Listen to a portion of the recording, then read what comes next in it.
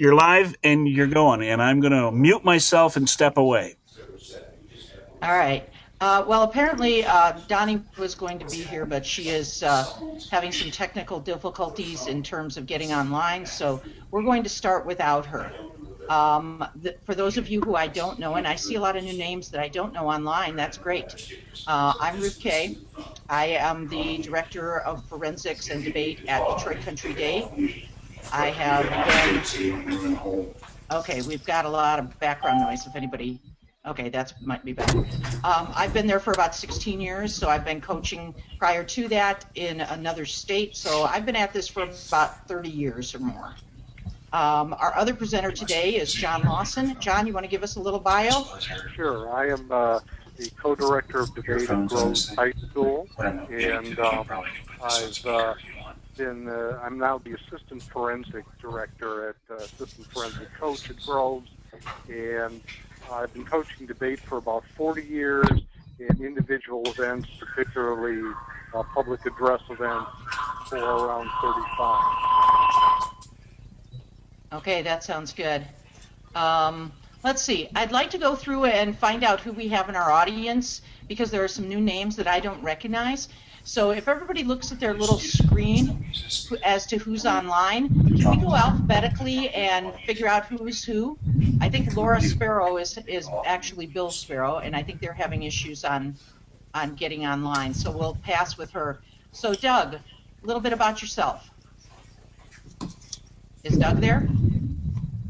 Doug Tackman? I don't hear Doug. Maybe it's still muted. Okay. All right. Jenny. Is Jenny there? We don't hear Jenny? Going down the line, did everybody get unmuted? Catherine. Is Catherine out there? Yes, I'm here.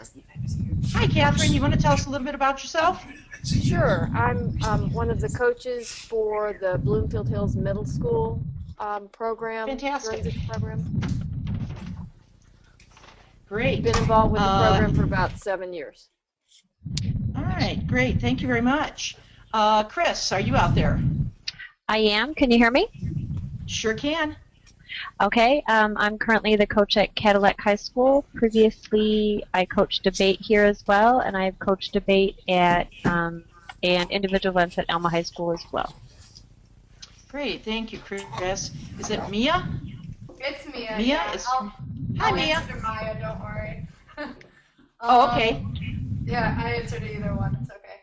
I'm the head coach at Orchard Lake Middle School, and this is their second year in existence, and this is my first time really coaching. I was a competitor in high school at Seaholm, and then after going to college, I would always come back and help with coaching and judging, so I was involved with that for about 5 years, and then I heard that they needed some help over at the middle school, and that's where I'm at right now. So first time doing middle school. It's very, very interesting and a great group. Great, thank you very much. Nathan. Is Nathan out there? Sure am. Oh, there you are. Hi. Hi. Hi there. Hi. Yeah, can you tell us a little bit about yourself? All right. Well, I am a senior at North Branch High School. This is my senior year. I've Great. Yes, I'm very interested in forensics and public speaking, debate, Model UN, and so on. I'm interested in learning all that I can about whatever I can, and that's about it. Great. Thanks, Nathan. Glad you could join us. Phyllis, are you out there? I'm on my phone. Can you hear me? Yeah, we can hear you. Yes. Okay. Tell us a little bit about yourself. Well, I'm at Powers Catholic High School, and I've been doing forensics for about 30 years, and the more I know, the more I realize I need to know, so that's why I'm here. Fantastic. Well, I think that takes care of everybody. Is there anybody who I missed the first time around that I didn't get to? Just holler out. Doug, there you are. I finally got it. I'm on here. I finally got unmuted. I could hear all of you. I thought, oh, I'll stay out in the shadows here, and then I couldn't figure out how to unmute myself. So let's see. Doug Tackman, Ionia High School, and I have been at this now. This is my 14th year, and I know with the changes going on with when we had the change last year in what am I thinking of? Impromptu with the 9 and 10, and I know that's going to take place for everybody this year. I thought it's time to plug into this thing and see how everybody else is getting these little kiddies prepared. So that's right. Well, that sounds great. That sounds great. Did I miss Jenny. Anybody else who was? I think Jenny. Yeah, I think. Yeah, Bruce? Yeah, I see that, but I don't. Yes. Can you hear me? Who just called me? Yes. It's Jenny. Okay. Oh, Jenny, hi. How are you? Can you tell us a little bit about yourself? I'm on my phone, so it's a little new to me. So, okay. I'm from Marist Academy in Pontiac, and this is my second year coaching the middle school students. I have no previous forensics experience at all, so this is a whole new ball game for me, and we're hoping to have a couple students go to the December event. Okay, great. Okay. Well, welcome. Welcome to everyone. We'll do the best we can with our technical issues here, and if you can't hear, just type in and ask people to speak up a little bit. Ooh, somebody's got a nice grandfather clock. Okay, I'm not sure how Donnie was going to be organizing all this, but let's just start off with I don't know, would you like to start off with questions, or would you like to start off with a little description of how we do the events, or how would anybody have any preferences? How to coach it. Donnie at the Dexter tournament suggested that there may be a couple initial relatively brief presentations, and then we can open it up to questions and comments, something to that effect. All right. John, you want to get started then? Sure. Now, I do want to say, and Donnie told me when she was at Dexter, I think, doing some public forum debate, that we were to mention that the third area of limited prep, broadcasting, will be dealt with this coming spring in a completely separate webinar. So we may not focus on the particulars of broadcasting, because that event is, I think, substantially different conceptually from both Extended and Impromptu, which have some similarities. And so in a limited amount of time, we can probably do a reasonable job on those two, but I think broadcasting is a different type of event which deserves its own special webinar. But she did tell me that she wanted us to mention the fact that if you have questions, we can answer it, but there'll be a separate event that will cover that particular event. I've done a presentation for students called The Tricks of the Trade, in which I've tried to sort of meld ideas from both Exempt and Impromptu together. And so that's what I'll try to do. I'm going to make some assumptions that people have a general idea of what these events are, and perhaps have at least heard some Exempt, some Impromptu speeches. But if I need to go back and talk about some aspects of how to generate a speech, and I'll try to incorporate some of that in as well. Please let me know if I'm moving quickly. I know some people have more experience than others, so I'll try to hit all the bases and experiential levels, but it's going to be a little difficult. Let me first talk to you a little bit about the model that I approach both Exempt and Impromptu. And it's sort of an argumentation model that's called in the argumentation or debate textbooks Poulman's model of argumentation, Poulmin. And very simplistically, and it's a lot more involved than this, it involves three major parts of an argument. There's a claim or an assertion of truth, like gun control will reduce crime, or capital punishment is immoral. Then there are warrants or reasons which support that overall claim. For example, that data proves that states with stricter gun control laws have fewer homicides, and then specific data, studies or anecdotes or examples which would tend to prove the warrants, empirical studies or historical studies. So that's what I take, from a sort of a starting off place as to addressing both extemp and impromptu. And there may be less of that with the new impromptu than with the older impromptu, which was very topic specific. In terms of extemp, if you're preparing students, I think that virtually all questions that you and your kids will confront are of three types. They're policy questions, which have the words like should or a phrase like ought to in them, like should Obamacare be defunded? Okay, and it will ask a student to take a policy issue and take a position on it. Should we or shouldn't we do something? Most of the questions, I think, tend to be, however, predictive in nature. They ask, what is the likelihood that we'll have another debt default crisis in January or February of 2014? So they ask us to take data, take evidence, and to make a prediction about an event in the future. Finally, there are those which simply ask for a factual conclusion, like this question: do website glitches prove Obamacare is a failure? Yes or no, and you have to prove it.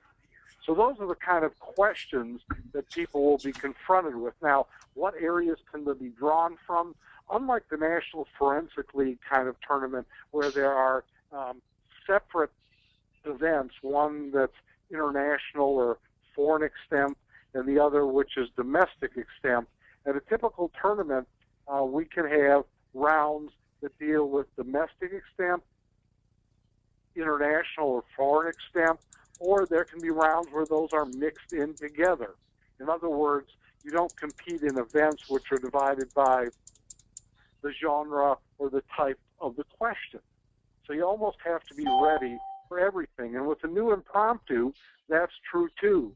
Quotations can be political in nature. They can deal with relationship issues. They can deal with cultural or societal issues. And that's true for extemp as well. Sometimes we have rounds of extemp that are devoted to issues that are technology-based, some that are culturally based. So especially with the new impromptu, really the sky's the limit in terms of the quoted material to be used. The typical extemp speech begins with, and an impromptu speech as well, with an attention step or a hook. And those can be stories and anecdotes, parables, metaphors, startling statistics, references to political cartoons, references to literature. But the issue I want to address here is, should students prepare more generic, perhaps, story, anecdote, or fable-based introductions, or should they be more specific to the topic? Now, with the old impromptu, my answer was relatively simple, that the introductions or hooks should be as specific to the topic for that tournament as possible. However, when quotes, are the subject matter, or maybe an occasional political cartoon or something of that nature, you will need some generic kinds of introduction that you'll have to use.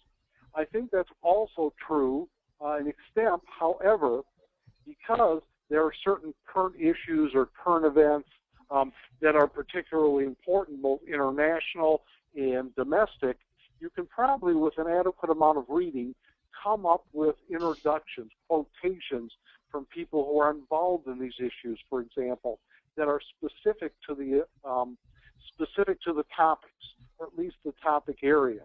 And in those circumstances, you may then gain a leg up over folks who do nothing but tell stories or fables. I think the next thing is to answer the question directly, and I think students literally should say something like, my preliminary or initial answer to this question is, and then indicate, what that might be. So I think you need an initial answer rather than waiting until the end of the speech. And sometimes relatively new extempors or impromptu folks don't take a position as an impromptu or don't take a final answer to the question. It's almost like a murder mystery.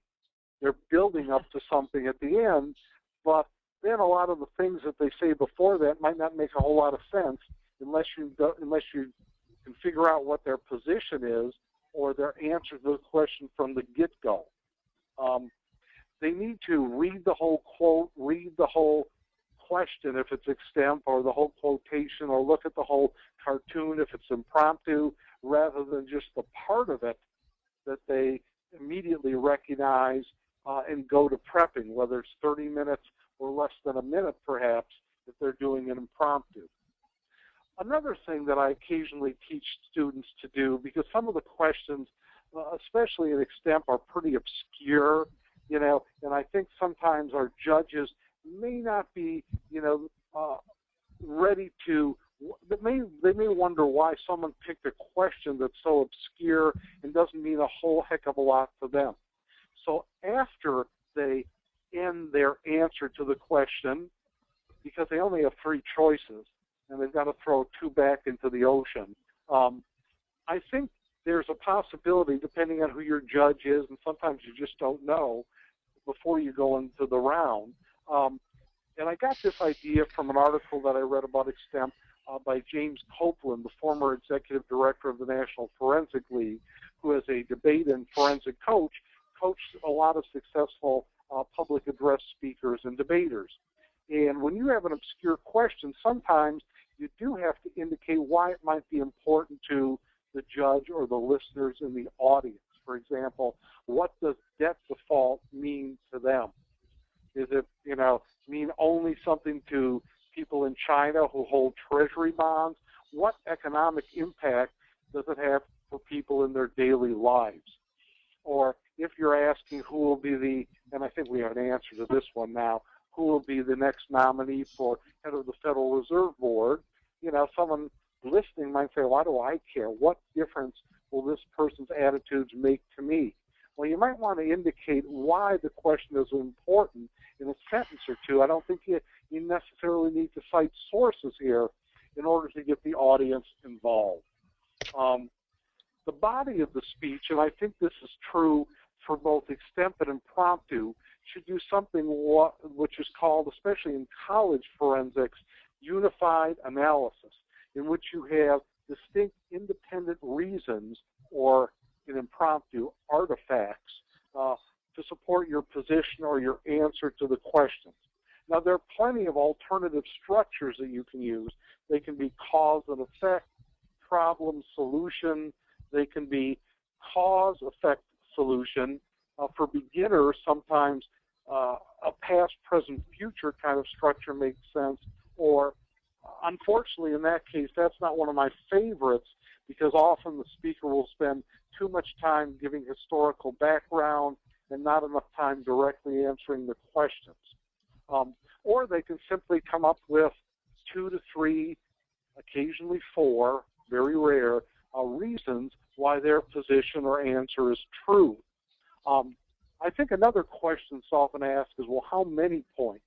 A lot of people expect 3.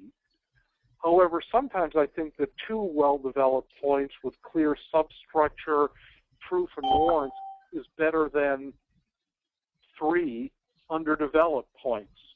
I think you need to cite sources in extemp, much less so in impromptu, especially the type of impromptu that we've moved to, which isn't topic or subject matter based, where we expect students to do a lot of research. If a student refers to specific historical examples, current events, without citing a news magazine or a newspaper or a blog or an expert, that's certainly understandable in the impromptu which we've adopted as of last year and which will be universal this year.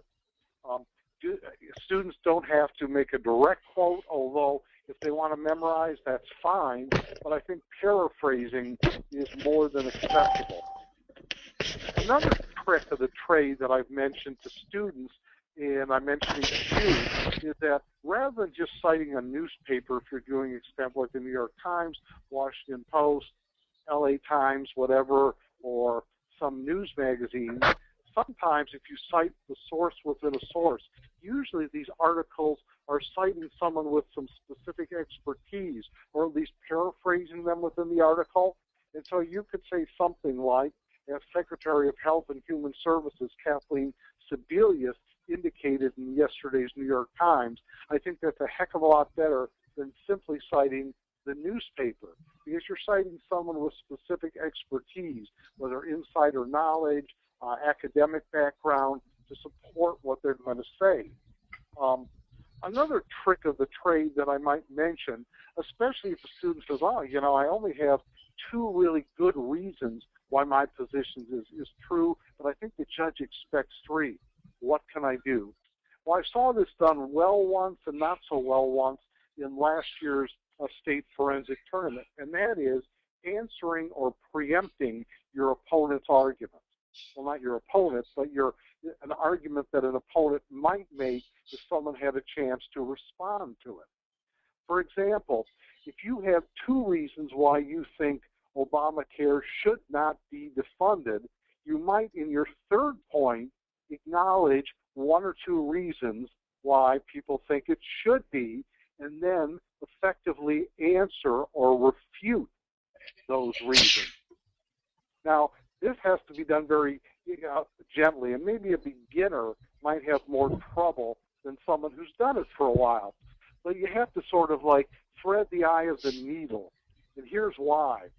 Sometimes you can set up an obvious straw person argument that's a pretty bad argument and then easily knock it down, even belittling the other side. And you don't want to do that. On the other hand, you don't want to make your opponent's argument sound too credible and then not do a very good job of answering it. So it has to be an argument that you say has some credence, perhaps, but then you need to effectively answer or preempt or refute it, because your audience, particularly the judges, might be thinking of that. You'll need effective transitions between your major points, whether it's extemp or impromptu, which sort of connects the dots in a cohesive whole. That can be a theme, which refers back to your introductory analysis or your hook or attention getter at the beginning, or it could be something which simply references the previous point you've just finished and indicate why it logically moves to the next point. At the very end, you need to sort of restate your position. It should be stated at the beginning, remember, in your answer to the question. Very, very quickly or briefly review the major points that you've made. And in fact, I honestly believe, and people might disagree with this, that an impromptu, you don't have to do much of a summary, maybe not one at all, because it's a pretty brief speech. And that's all I want to say, particularly about the speech itself. I'll stop here. There's some other things I can talk about, but I want to open my presentation up to your questions or comments. If you could identify who you are and indicate what your question or comment is, that would be great.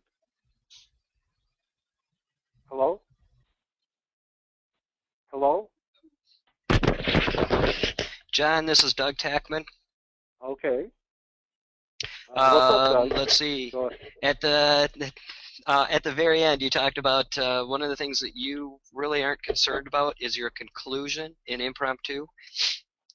Well, no, I think in the conclusion, both extemp and impromptu, you should probably relate your conclusion back to your hook in the beginning. What I indicated was that in impromptu, because it's a relatively brief speech, like probably 5 minutes or less, you probably don't have to do much of a review of your 2 to 3 major points, because the listener heard them and maybe even jotted them down in the so recently in the past.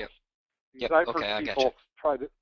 In other words, they've tried to stretch the time a little bit by very slowly reiterating each point at the end. And to me, that's a turnoff rather than a reinforcer. Yep. Okay, I got you. Okay. Good.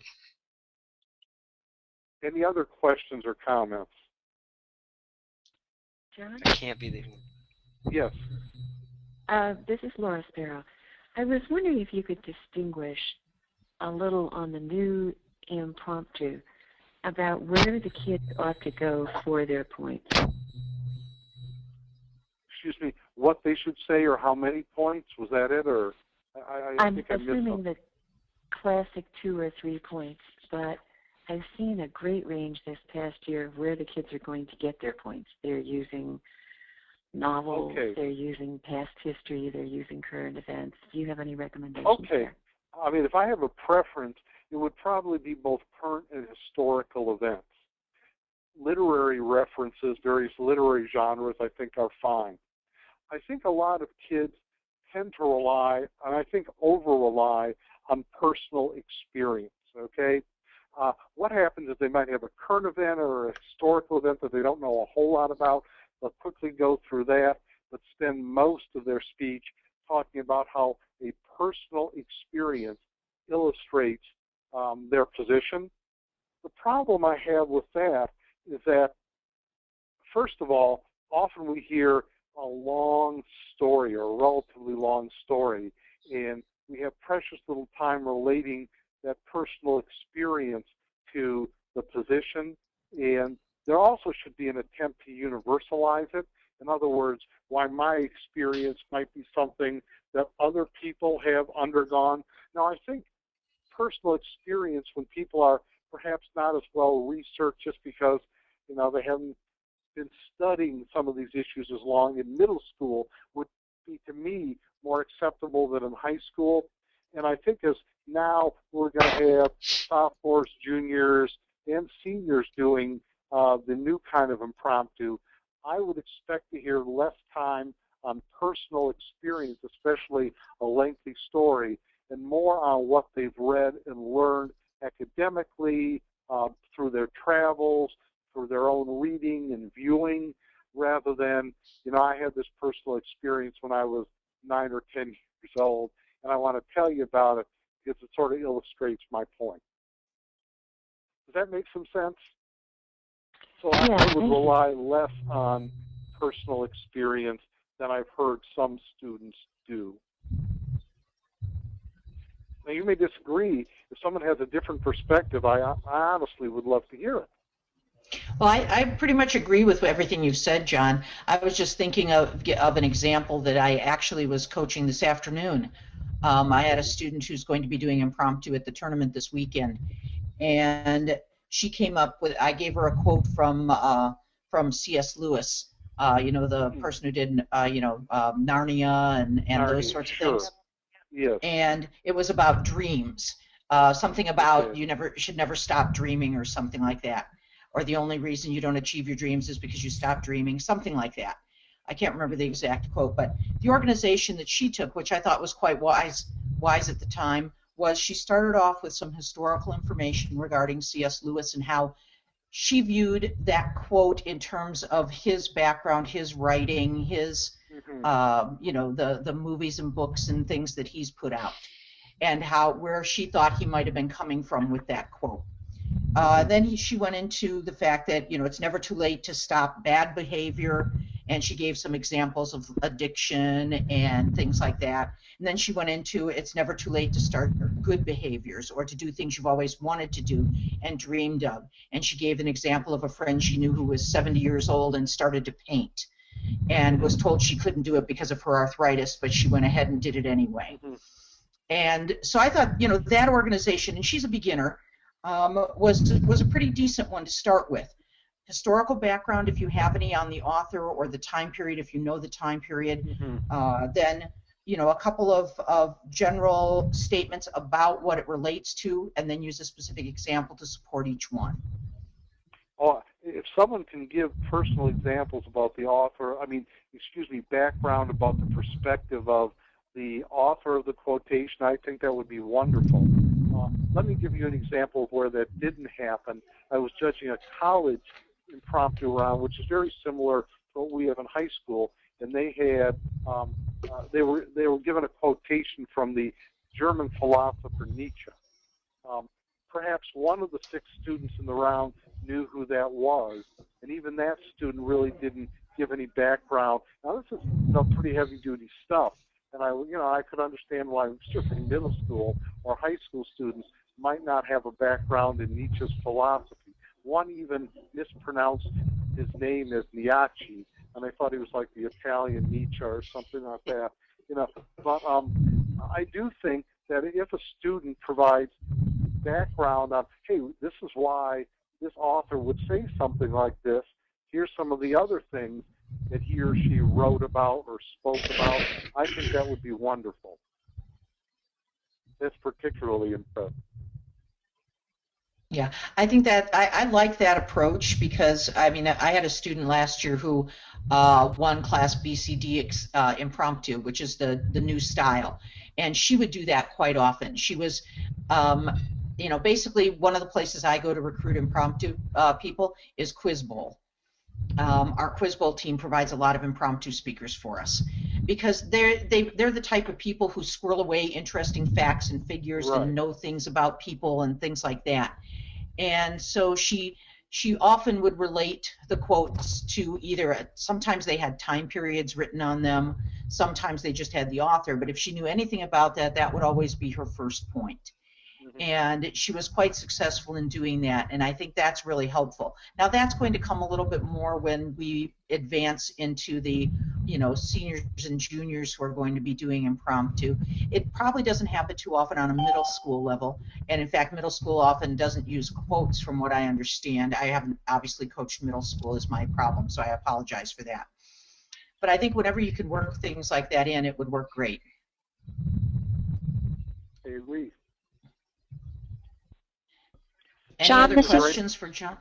Oh, yeah, this is Chris. I had a question. I got in kind of a philosophical discussion last year at States with another coach who I hold in high esteem, and I was saying that I had a problem sometimes when I judge extemp, and contestants come in with absolutely no notes and rattle off 10 citations to me. And while I would like to believe that all of those citations are genuine, there's a part of me that questions their ability round after round to memorize those. So I guess what I would like to ask you and maybe the group is, what are your feelings about that volume, or I guess maybe any volume, of memorized citations in extemp? Do you coach your students to memorize 3 that they can rattle off, like to know that these certain things came from this issue of Time Magazine or the Wall Street Journal or New York Times, or I don't know. I guess I just get skeptical. Well, from my perspective, when I coach my extempers, what I like to tell them is, well, first of all, they generally fall into a pattern of going to certain sources for their information. They're fond of the New York Times, the Washington Post. They'll fall into a pattern of going to those sources first, just in terms of their own research, because they're familiar with them, they understand them, they've been following them, they've been reading them. And so for them, it's not too difficult to remember, one of maybe 5 newspapers or something, or wire services that they go to. And they know that those articles, it came from that one, and they're very familiar with those 5. I think to some degree, in terms of memorized, non-memorized, I think it's always impressive when they can do it without notes. The validity of that, I would like to think, is above board. But I don't know, how we'd ever be able to, identify that. But I usually ask my students to at least remember the source that it came from, and everything that they do is fairly recent, so I asked them to at least remember the month. And if it was like within the last week, they should definitely point that out. So they should at least be memorizing a source, a month, or a specific date if it was very recent. And I asked them to do minimally 3 to 4 per speech, that they do that. If they can do more, I'd like them to do more. And some of my more experienced kids have been able to do that. I haven't had a lot of extempors in the recent past, but the ones that I have had have been pretty good about being able to memorize that. And I'll double check them in practice to make sure that they're above board. Yeah, Chris, I do share your skepticism in some cases, and I think that skepticism, for a few years at least, spilled over to college forensics, and there was a trend which then reversed itself, in which it was suggested that students actually use notes so they could write down the actual, I mean, obviously when they're explaining an argument, when they're making an argument, doing a transition, the expectation of memorization will be greater than with respect to the actual citation. And although I might be in a minority, I personally would not penalize someone if they look down at notes just to get the citation absolutely right, versus someone who, you know, apparently memorized it. So I do share your skepticism. I mean, some students may just have wonderful memories. Some, you know, might forget and just sort of roll out a specific date when that sounds close, kind of thing. And I understand the difficulty with that. If you want, you know, accuracy, I don't think there's a good answer to it, unfortunately, because it's really hard to check unless you wrote down every citation and then maybe went online and checked to see if there was an article related to this particular argument or topic after the fact. But I don't think there's many, if any, judges who are going to take the time to do that, to see if it's accurate before they, you know, turn in their ballot and speak. So even though, now the one thing I do have a problem with is sometimes a student will, you know, string out a bunch of citations at the beginning of an argument, and I think that the citations need to be as specific to a warrant or a specific claim that they make, you know, so I don't need to hear a string of citations rattled off. But if there's a citation for an argument that ought to have some support, something that's not just apparently true, then I like to hear one. But I personally wouldn't penalize a student if they look down at a small note card to make sure they got it right. Okay, thank you. I agree with John and Chris. Hey, John. Yes. Do you mind if we switch gears to go over a little bit of the middle level specific information, and then we can open it back up to general questions? Sure. Hey, Ruth, you can transfer the screen whenever Okay. you want. All right. Just give me a minute to figure out how to do that. But go right on there's a circular button kind of towards the right of that toolbar, and then it'll... Yeah, I see it. All right, but go ahead and get started. You'll see it come up. Okay, great. Oh, here we go.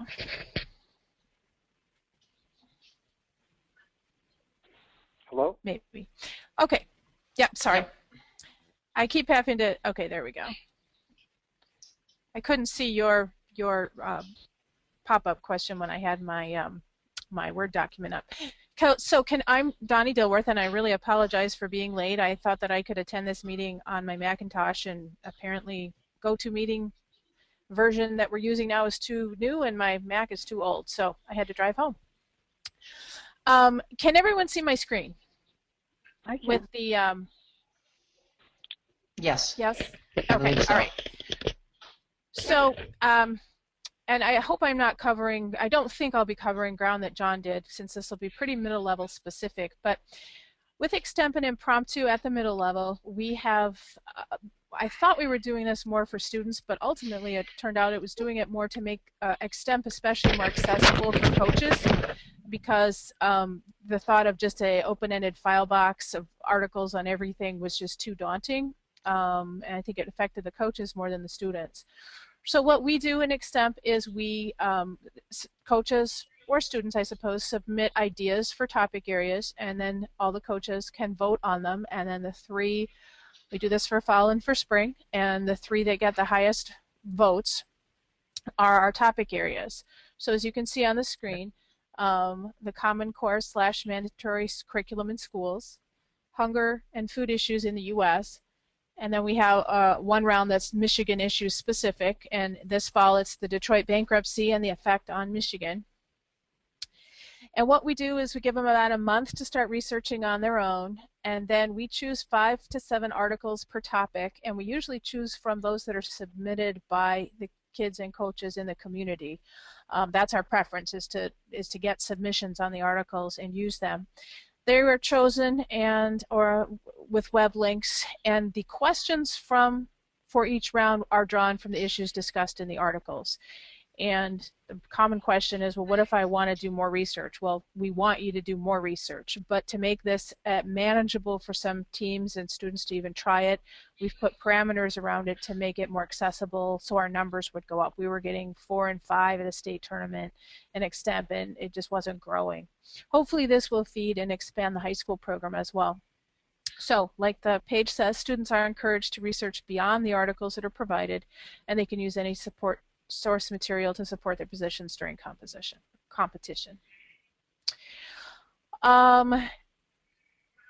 When they're at the tournament, they still draw, so it's round 1 and they're doing mandatory curriculum, they will still draw 3 questions, choose one, return the other 2 to the envelope, and then have 30 minutes to prepare.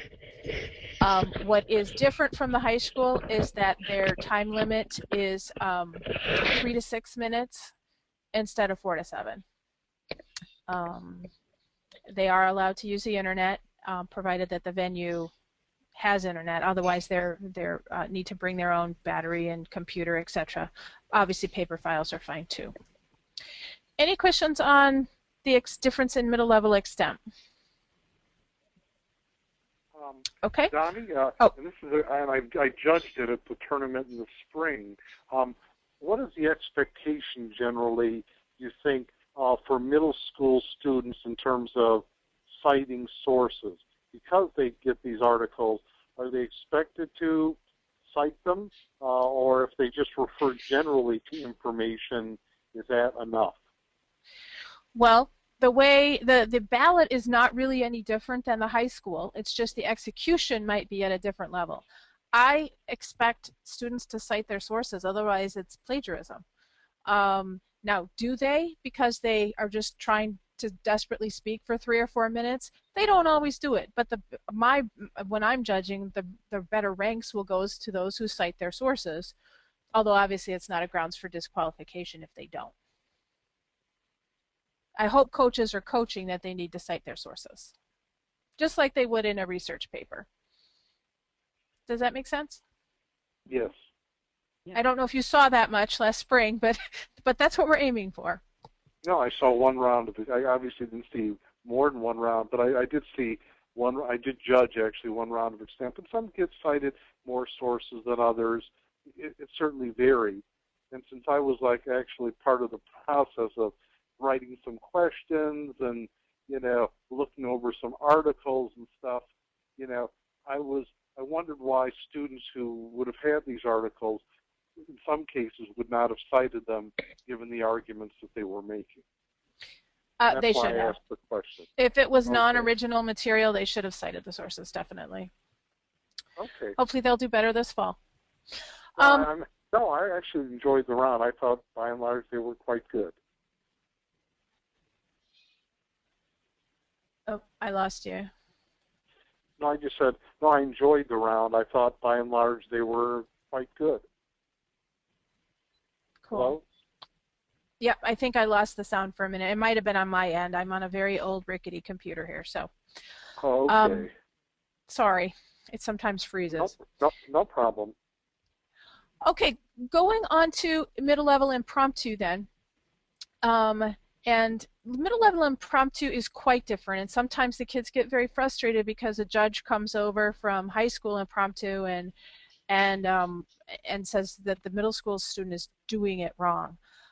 Middle school, and all of this is in speech activities, but middle level impromptu, they draw three questions or 3 topics, and before they get up to speak. And everyone does a different topic in middle level impromptu. They don't do the same one. So in that sense, it's more like extemp in that they're doing different prompts. They have 1 minute to prep. In that sense, it's more difficult than high school because they have 1 minute to prep, and then they speak from 2 to 4 minutes. So, and I'm not sure why that 1 minute only to prep came about. Maybe because they figured they'd never start speaking if they didn't put a time parameter on it, but 1 minute to prep and 2 to 4 minutes to speak. There is a theme for each round. Again, submissions are put in by the middle level community. They get voted on, and one of the rounds will be a quote, some variation of quotes, and we are doing that so they get prepared for the high school level. Plus, it adds a little variety. So for fall, online learning, family, and then the theme for the quote round is song lyrics. Sometimes it's just general short quotes. Sometimes it's various themes. So it's going to be song lyrics this time.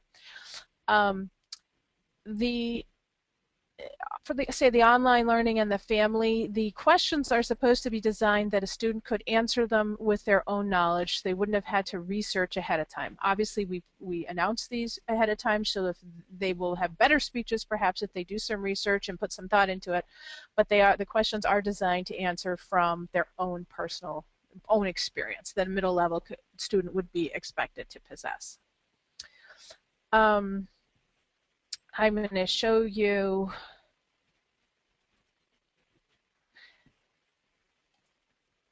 this were the quote round from middle level Spring States last year, and it states in MIFA speech activities that the middle level impromptu questions or impromptu prompts have to be phrased as a question. So rather than changing speech activities, we just phrased our quote rounds into questions too. So and I will put these on I will give these to Steve so he can post them. So you'll be able to see that later. So those are just some of the ways we do the quote round. We're trying not to do any thing that's too theoretical or too far out, so the students just have no idea how to start with it. Again, we do take submissions from the middle level community. Those go to Steve, and he picks the ones he wants for each round. And so there is definitely the ability to have input, and you don't know which ones are going to get chosen. None of us do, just because Steve does the choosing, but it does allow you to have some ownership and engagement on that. Any questions on middle level impromptu from what we've gone over? I have a quick question. Okay. This is Mia. So I don't know where I was last year where I missed that we have quotes now, but that's very new to me. So with the quotes, is that something where during the 3 rounds, it could be any of the 3 rounds that they're asked a quote, or is that a specific one? No, that will be 1 round. So there will be 1 round this fall on online learning types of questions, another round on family, and then another round with the quotes, song lyric quotes. Okay. So you've got 1 per round. That's it. Okay. But you don't know, for example, like your song quote round could be your first round. Is that how it's going to go, that you don't know, or it will absolutely be your third? Well, I listed them one way last spring, and then Steve listed them in another order. So I'm not listing them in an order this time because it was too confusing. So, so when just prepare for anything. Yeah, if Steve lists an order, we'll go with that order. so it's not quite as confusing. Okay, great. Thank you. That was it. Okay. I have one more question about quotes. Sure. for the song lyrics, are we to assume that the students will be given a specific lyric, or will the lyrics be worked into a question like what you just had up on the screen? What's sort of the format for them to expect? They will be phrased as a question. They might, well, I know in last fall we simply did, what can you learn from the following quote? And that was the opening to each, and then the quote followed that. What can you learn from the following quote? In the spring, people submitted a lot of these kinds, a little more in-depth or a little more framed questions. They will be song lyrics, and in a little while I'll be asking for people's submissions of song lyrics, and this is not a whole song. This would be a sentence or two or a couple phrases, you know, something short. And then they'll go to Steve and he'll do the picking. So we've never done song lyrics as a theme before, and so I don't know how it's going to look, other than it will be in the past we have gotten plenty of submissions from the community, the middle level community, to use as, you know, for the actual round. Okay. Does that answer your question, or at least address it? Yes, and I mean, just to try and help the students as they're preparing for that, you know, we've just been trying to sort of brainstorm various songs and lyrics from those songs and trying to, you know, form them into questions. But it's just such an open, it's sort of like family, it's so open-ended. It's so broad and especially most of these kids are just starting to get the hang of the quote concept in middle school. So, you know, they've only done it, you know, a couple of times. So I don't think well, first of all, my computer's very slow, so I don't even want to attempt to bring up another document because I'll freeze everything up. But I will send Steve another document, or you can email me. It's heartlandforensics@yahoo.com. Or you can ask Steve for it, and I will tell you some of the song lyrics we're using. And I don't know what Steve will pick, and I don't know what the other coaches will present. I only know how I do it, and it's most of the time with a quote. I would do an interpretation of the quote, whether it's a song lyric or not, whether I agree with it or not, and then some illustrations of a lesson to be learned or thematic content. Usually it was 4 minutes, maybe in a couple areas, and I can post that later, although since it's almost 8 o'clock, I think I'm going to move on a little bit right now. Is that fair enough? Sure. Part of it's because if I try to open another document, I'm going to freeze everything up. I mean, if I try to, like, search it, I will freeze the whole thing up. Going to Extemp, and I don't know if this has already been covered. This is just an outline I use. Actually, I probably should have stuck with impromptu. Let me stick with impromptu here. This is one of the documents I used with my 5th and 6th graders last year. I had a 5th and a 6th grade girl going to nationals for National Junior Forensic League. And I was a little nervous about them doing impromptu, and they just took off using this kind of model. And this is not to script the impromptus. This is just to focus on finding examples that go along with a particular theme. And they had to come up with them. Some people, I know Nick Monk, when he coaches impromptu, he suggests the students have a little notebook, a personal example notebook, and they just, when they're in class, not a personal example, but an example notebook. If they're in history class and something comes up on John Adams, jot it down if you think it could be used for an impromptu speech, or, you know, they just keep a notebook going. I ask my kids to use a notebook. So they have just a tiny one. That was one of those teeny little composition books, teeny, that you could fit in your jean pocket. I said, carry this with you as often as you can. Don't shower with it, but other than that, even sleep with it, you know, because you never know what a dream is going to inspire. And then they would, as the season goes on, they will transfer some of those ideas to, so say we have a theme of loyalty.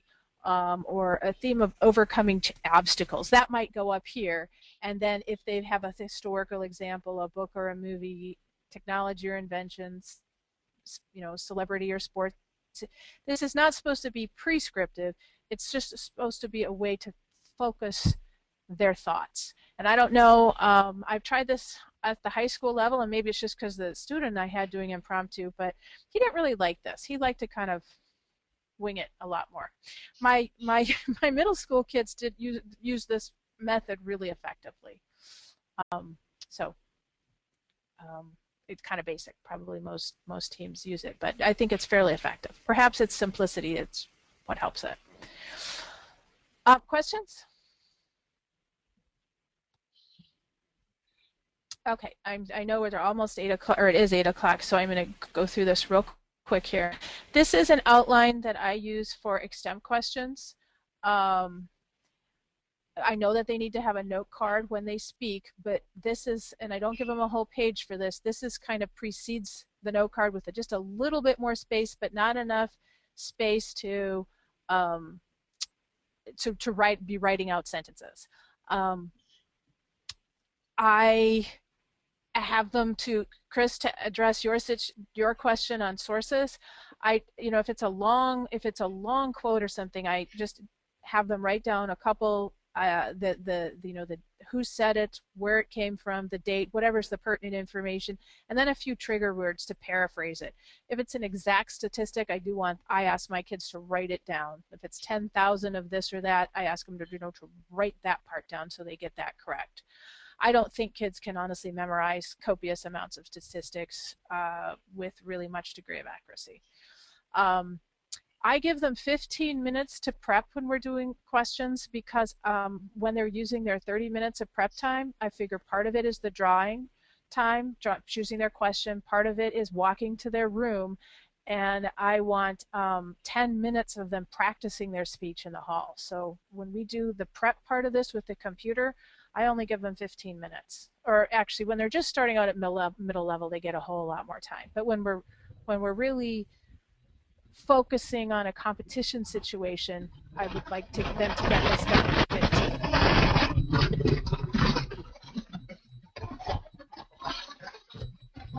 I'm not sure what that is.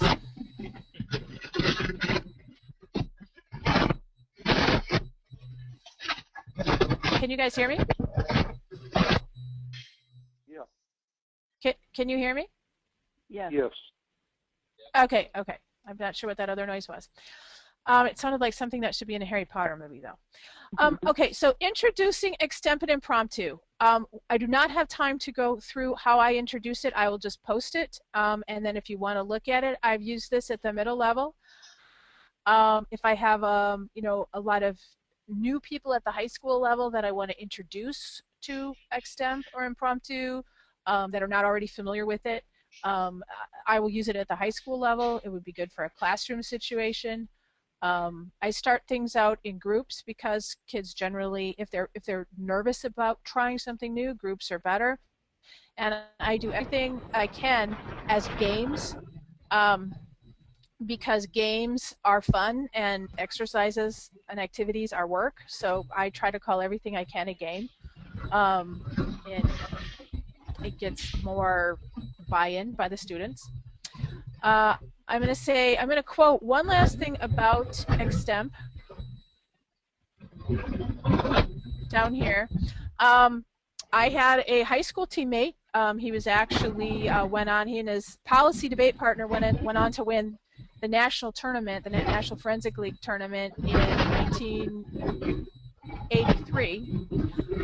And he has recently coached the champion in NFL, CFL, and TOC champion in extemp. And so I asked him in one sentence, what's your advice to budding extempers? And Andy said, really answer the question. Don't talk about the topic, answer the question, have sources, be personable. So if there's any last minute sort of things to tell your students before they're going into a big round, that's probably, I would say, what Andy does. So, and Thank you. I will post this if it helps anyone. Questions?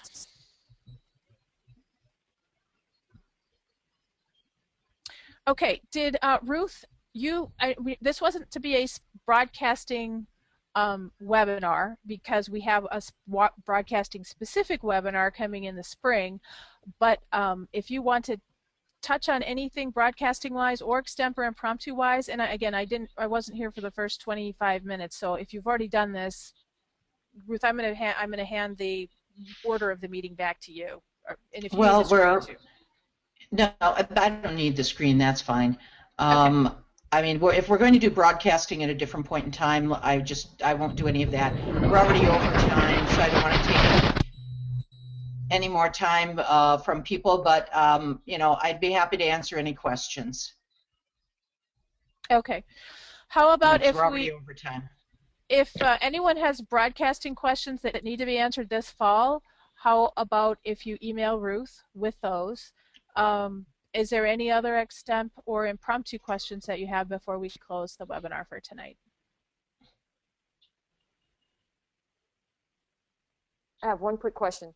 A couple of people have mentioned impromptu's new direction. Is that talking about this incorporation of the quote round, or does that mean something new that's going on in the high school level? This new direction that's mentioned a couple of times. That's basically something that high school impromptu last year was divided into two categories. There was a 9-10 category, and then there was an open category. The open category was a traditional impromptu where there was an editorial of 150 words given to the student, and then they had to respond to it. The new shift is to quotes, and the quotes was piloted in the 9-10 category last year, and it will be all of impromptu this year. So that's the shift that we're talking about. It's a shift to quotes. So everything at high school level is quotes? Yes, it will be for this year. Okay. It looks like Nathan had a question too. Nathan, are you still on? Yes. Yes. What kind of things should I refrain from speaking about, or maybe words that I shouldn't say while I'm up there speaking? That's a real broad question. If you were old enough, and those people on the line might know it, it's George Carlin's words that you can't say on television or radio. I mean, I don't know that there are any words or phrases that are off limits. It's all context dependent. If you're talking about, are you talking more about extemporary? Impromptu. Nathan, are you talking more impromptu? Okay. Yeah, like, should I refrain from like saying and ooh and like all those? Oh, obviously. Oh, yeah, those. Yeah, if you're talking about that, yeah, just regular, speaking techniques. Good, fluid speaking techniques. Ooh, somebody's having some fun. Yeah, I mean, good fluid speaking techniques. I would try to avoid too much of like the for example and, just the standard, my next point is, or in answering this question, I would say, or, things that sound too canned. Try to develop your own style and think of transitions that are unique to you that you can use going from one point to the next, rather than and my next point is. Think of something that would be unique that you could use that would show your personality just a little bit. That would be my suggestion to you. I would also think that you want to avoid overblown rhetoric, like calling an argument absurd, ridiculous, or stupid, or something. Or I would avoid personal attacks on personalities who may come up in the course of an extemporary impromptu speech. I mean, there may be exceptions to that, but I think that personal ad hominem attacks on individuals, overblown rhetoric, that's unnecessarily exaggerated, you don't need it to make the point, should be avoided. Nathan, I have a response for you too, and that what grade are you in? I'm a senior. Senior, okay, so you're in high school. Okay. Well, remember, your judges more likely than not are going to be the same ages as your parents and your teachers. So get in touch with what their thoughts and opinions are, sort of at the age they are, because that's the audience you are going to try to convince. And if you are doing extemp just to have your opinions known, then it doesn't matter as much. But if you're doing extemp or competing because you want that #1 rank, then do as much as you can to get into the mindset of without sacrificing your own, viewpoints, but understand who you will be speaking to and who will be ranking you, and generally they're going to be quite a bit older than you. So it's you can tell your parents that on the call we said listen to your parents, listen to your teachers. That's the age that will be more than likely judging you. Okay, so do they prefer like stories or like things that happened back in their day, or a modern time set? Is that fine as well? Well, since you're going to be working with current events, you'll have to focus a lot on the current. But if you are practicing extemp with your teammates or other teenagers, and they're like, "Oh, that's a great idea," run that same idea by your coach and your parents' age group, because that's the age group that's going to be judging you. Well, Go ahead. Sorry, Donnie. I didn't want to step on you, Donnie. But just for example, if you're doing impromptu and you want to use an example of a very recent popular musician, think about your judge. Are they going to know who that person is? And if they don't, you're going to just need to provide a little bit of explanation as to who that person is. They'll all know Eminem and those sorts of things, but do they know some of the other artists? Hey, Chris, I think it's your line. Is there any way you can mute your line? So I think if you're thinking about that, doing things like popular music artists and things like that, anything that would be more known to teenagers than it would be to those people who are not of that generation, you might need either a little more explanation or maybe taking an example that's a little bit more broadly known. That's great. I agree with that completely. Okay, thank you. One thing to make sure that, and maybe you already did this, Ruth, but I don't think I have the emails for Doug or for Catherine. And are you, Doug and Catherine, are you at a middle school or high school level? I'm strictly high school. We don't have a middle school program. Okay. And Catherine? And I'm middle school at this point. Okay. If you could, in the bottom of the chat box, if you could just type in your email, so I'll make sure that you get the documents distributed. And Nathan, what school are you part of?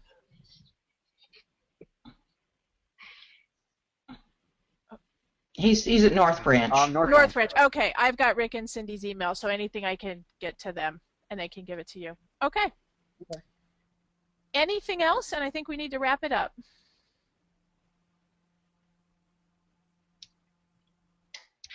Thank you for your time. Thank you very much. Yes, thank you. If you found this, putting this together. Thank you. And again, thanks to Ruth for taking over when I couldn't be there at the beginning. But she's very capable. All of this. If you enjoy the webinar and want to review any of it, it will be posted under the resources section of the MIFA website. Scroll down to webinar. All the listings are alphabetical. Click on webinar, and it'll show a variety of the webinars that have been done. And if you like the webinar concept and think that it's a kind of a helpful one and have an idea of your own that you would like to lead a webinar or co-host a webinar, please let Steve know. And if you enjoyed it, please let him know that this was helpful or that you'd like more, because if you do, then there probably is a better chance that there will be more in the future. That's all I have. Thank you so much. Thank you so much. Yes, thank you. All right. All right, gang, have a good night. And we'll see some of you at Anchor Bay this weekend. All right, thanks. Bye-bye. Bye.